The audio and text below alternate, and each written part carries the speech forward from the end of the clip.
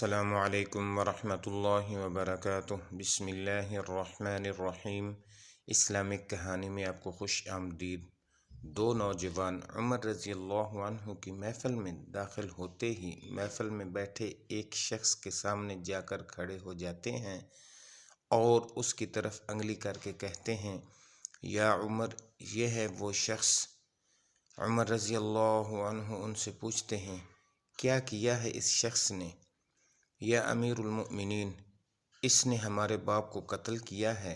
عمر رضی اللہ عنہ پوچھتے ہیں، کیا کہہ رہے ہو؟ اس نے تمہارے باپ کو قتل کیا ہے؟ عمر رضی اللہ عنہ اس شخص سے مخاطب ہو کر پوچھتے ہیں، کیا تو نے ان کے باپ کو قتل کیا ہے؟ وہ شخص کہتا ہے، ہاں امیر المؤمنین، مجھ سے قتل ہو گیا ہے ان کا باپ۔ عمر رضی اللہ عنہ پوچھتے ہیں، کس طرح قتل ہوا ہے؟ وہ شخص کہتا ہے، یا عمر، ان کا باپ اپنے اونٹ سمیت میرے کھیت میں داخل ہو گیا تھا۔ میں نے منع کیا، باز نہیں آیا تو میں نے ایک پتھر دے مارا جو سیدھا اس کے سر میں لگا اور وہ موقع پر مر گیا۔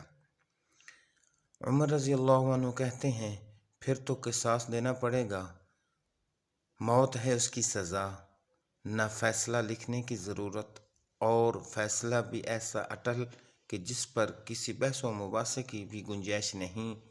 نہ ہی اس شخص سے اس کے کنبے کے بارے میں کوئی سوال کیا گیا ہے، نہ ہی یہ پوچھا گیا ہے کہ تعلق کس قدر شریف خاندان سے ہے، اور نہ ہی یہ پوچھنے کی ضرورت محسوس کی گئی ہے کہ تعلق کس معزز قبیلے سے ہے، معاشرے میں کیا رتبہ ہے یا مقام ہے۔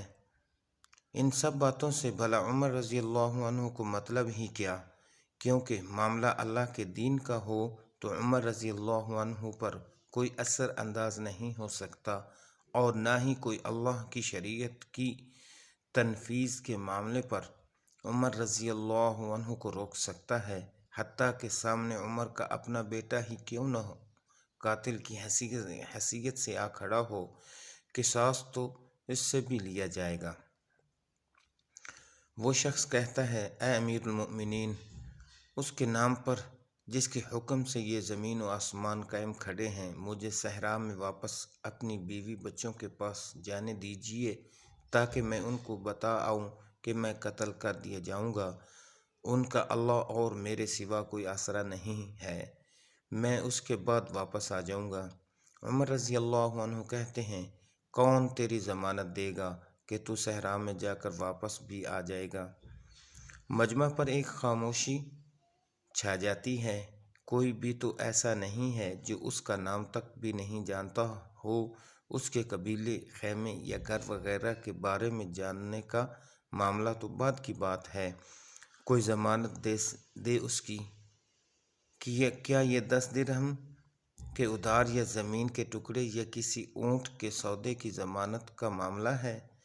ادھر تو ایک گردن کی ضمانت دینے کی بات ہے جسے تلوار سے اڑا دیا جانا ہے، اور کوئی بھی تو ایسا نہیں ہے جو اللہ کی شریعت کی تنفیذ کے معاملے پر عمر رضی اللہ عنہ سے اعتراض کرے یا پھر اس شخص کی سفارش کے لیے ہی کھڑا ہو جائے، اور کوئی بھی ہو بھی نہیں سکتا جو سفارشی بننے کی سوچ سکے۔ محفل میں موجود صحابہ پر ایک خاموشی سی چھا گئی ہے۔ اس صورتحال سے خود عمر رضی اللہ عنہ بھی متاثر ہیں، کیونکہ اس شخص کی حالت نے سب کو ہی حیرت میں ڈال کر رکھ دیا ہے۔ کیا اس شخص کو واقعی قصاص کے طور پر قتل کر دیا جائے اور اس کے بچے بھوکے مرنے کے لیے چھوڑ دیے جائیں، یا پھر اس کو بغیر ضمانتی کے واپس جانے دیا جائے؟ واپس نہ آیا تو مقتول کا خون رہگا جائے گا۔ خود عمر رضی اللہ عنہ بھی سر جھکائے افسردہ بیٹھے ہیں۔ اس صورتحال پر سر اٹھا کر التجا بھری نظروں سے نوجوانوں کی طرف دیکھتے ہیں۔ معاف کر دو اس شخص کو۔ نوجوان اپنا آخری فیصلہ بغیر کسی جھجک کے سنا دیتے ہیں، نہیں امیر المؤمنین، جو ہمارے باپ کو قتل کرے اس کو چھوڑ دیں، یہ تو ہو ہی نہیں سکتا۔ عمر رضی اللہ عنہ ایک بار پھر مجمع کی طرف دیکھ کر بلند آواز سے پوچھتے ہیں، اے لوگو، ہے کوئی تم میں سے جو اس کی ضمانت دے؟ ابو ذر رضی اللہ عنہ اپنے زہد اور صدق سے بھرپور بڑھاپے کے ساتھ کھڑے ہو کر کہتے ہیں، میں ضمانت دیتا ہوں اس شخص کی۔ عمر رضی اللہ عنہ کہتے ہیں، ابو ذر اس نے قتل کیا ہے۔ ابو ذر رضی اللہ عنہ اپنا اٹل فیصلہ سناتے ہیں، چاہے قتل ہی کیوں نہ کیا ہو۔ عمر رضی اللہ عنہ، جانتے ہو اسے؟ ابو ذر رضی اللہ عنہ، نہیں جانتا۔ عمر رضی اللہ تعالیٰ عنہ، تو پھر کس طرح ضمانت دے رہے ہو؟ ابو ذر رضی اللہ عنہ، میں نے اس کے چہرے پر مومنوں کی صفات دیکھی ہیں اور مجھے ایسا لگتا ہے یہ جھوٹ نہیں بول رہا، انشاءاللہ یہ لوٹ کر واپس آ جائے گا۔ عمر رضی اللہ عنہ، ابو ذر دیکھ لو، اگر یہ 3 دن میں لوٹ کر نہ آیا تو مجھے تیری جدائی کا صدمہ دیکھنا پڑے گا۔ ابو ذر رضی اللہ عنہ اپنے فیصلے پر ڈٹے ہوئے جواب دیتے ہیں، امیر المؤمنین، پھر اللہ مالک ہے۔ عمر رضی اللہ عنہ سے 3 دن کی مہلت پا کر وہ شخص رخصت ہو جاتا ہے کچھ ضروری تیاریوں کے لیے، بیوی بچوں کو الوداع کہنے، اپنے بعد ان کے لیے کوئی راہ دیکھنے اور پھر اس کے بعد قصاص کی ادائیگی کے لیے قتل کیے جانے کی غرض سے لوٹ کر واپس آنے کے لیے، اور پھر 3 راتوں کے بعد عمر رضی اللہ عنہ بھلا کیسے اس امر کو بھلا پاتے؟ انہوں نے تو ایک ایک لمحہ گن گن کر کاٹا تھا۔ عصر کے وقت شہر میں الصلاۃ الجامعہ کی منادی پھر جاتی ہے، نوجوان اپنے باپ کا قصاص لینے کے لیے بے چین اور لوگوں کا مجمع اللہ کی شریعت کی تنفیذ دیکھنے کے لیے جمع ہو چکا ہے۔ ابو ذر رضی اللہ عنہ بھی تشریف لاتے ہیں اور آ کر عمر رضی اللہ عنہ کے سامنے بیٹھ جاتے ہیں۔ عمر رضی اللہ عنہ سوال کرتے ہیں، کدھر ہے وہ آدمی؟ ابو ذر رضی اللہ عنہ مختصر جواب دیتے ہیں، مجھے کوئی پتہ نہیں ہے یا امیر المؤمنین۔